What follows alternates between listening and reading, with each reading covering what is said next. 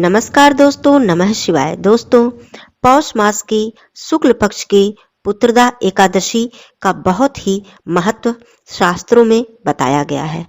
इस व्रत को करने से संतान प्राप्ति की मनोकामना पूर्ण होती है, साथ ही साथ संतान दीर्घायु और हमारे संतान का समस्त कल्याण भी होता है। आइए पौष पुत्रदा एकादशी व्रत की कथा को सुनते हैं। महाराज युधिष्ठिर ने पूछा कि हे भगवान, आपने पौष मास कृष्ण पक्ष की सफला एकादशी का महत्व बताकर बड़ी कृपा की। अब आप कृपा करके यह बतलाइए कि पौष मास की शुक्ल पक्ष की एकादशी का क्या नाम है, उसकी विधि क्या है और उसमें किस देवता की पूजा की जाती है। भक्त वत्सल भगवान श्री कृष्ण जी बोले, हे राजन, इस एकादशी का नाम पुत्रदा एकादशी है। इसमें नारायण भगवान की पूजा की जाती है और चर और अचर संसार में पुत्रदा एकादशी के व्रत के समान कोई दूसरा व्रत नहीं है। इसके पुण्य से मनुष्य तपस्वी, विद्वान और लक्ष्मीवान होता है। मैं इसकी एक कथा कहता हूँ, सो तुम ध्यान पूर्वक सुनो। भद्रावती नामक नगरी में सुकेतुमान नामक एक राजा राज्य करता था। उसकी स्त्री का नाम शैव्या था। वह संतान न होने के कारण सदैव ही चिंतित रहा करती थी। राजा के पितृ भी रो रो कर पिंड लिया करते थे और सोचा करते थे कि इसके बाद कौन हमको पिंड दान देगा।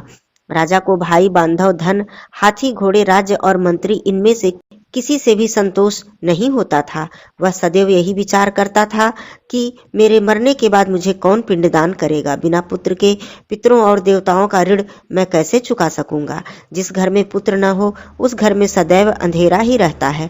इसलिए पुत्र उत्पत्ति के लिए प्रयत्न करना चाहिए। जिस मनुष्य ने पुत्र का मुंह देखा है वह धन्य है। उसको इस लोक में यश और परलोक में शांति मिलती है, अर्थात उसके दोनों लोक सुधर जाते हैं। पूर्व जन्म के कर्म से ही इस जन्म में पुत्र, धन आदि हमें प्राप्त होते हैं। राजा इसी प्रकार रात दिन चिंता में लगा रहता था। एक समय तो राजा ने अपने शरीर को त्याग देने का निश्चय किया, परंतु आत्मघात को महान पाप समझकर उसने ऐसा नहीं किया। एक दिन राजा ऐसा ही विचार करते हुए अपने घोड़े पर चढ़कर वन को चल दिए तथा पक्षियों और वृक्षों को देखने लगे। उन्होंने देखा कि वन में मृग, व्याघ्र, सूअर, सिंह, बंदर, सर्प आदि सभी भ्रमण कर रहे हैं। हाथी अपने बच्चों और हथिनियों के बीच घूम रहा है। इस वन में कहीं तो गीदड़ अपने कर्कश स्वर में बोल रहे हैं, कहीं उल्लू ध्वनि कर रहे हैं। वन के दृश्यों को देखकर राजा सोच विचार में लग गए। इसी प्रकार आधा दिन बीत गया। वह सोचने लगे कि मैंने कई यज्ञ किए, ब्राह्मणों को स्वादिष्ट भोजन से तृप्त किया, फिर भी मुझको दुख क्यों प्राप्त हुआ। राजा प्यास के मारे अत्यंत दुखी हो गए और पानी की तलाश में इधर उधर भटकने लगे। थोड़ी दूर पर राजा ने एक सरोवर देखा।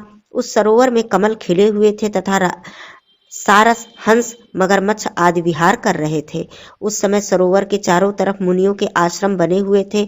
उसी समय राजा के दाहिने अंग फड़कने लगे। राजा शुभ सगुन समझकर घोड़े से उतरकर मुनियों को दंडवत प्रणाम करके बैठ गए। राजा को देखकर मुनियों ने कहा, हे राजन, हम तुमसे अत्यंत प्रसन्न हैं, तुम्हारी क्या इच्छा है सो कहो।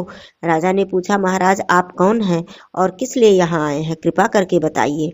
मुनि कहने लगे, हे राजन, आज संतान देने वाली पुत्रदा एकादशी है।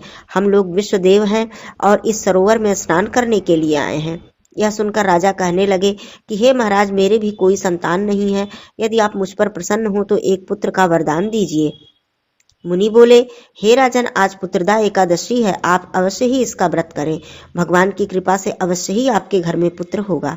मुनि के वचनों को सुनकर राजा ने उसी दिन एकादशी का व्रत किया और द्वादशी को उसका पारण किया।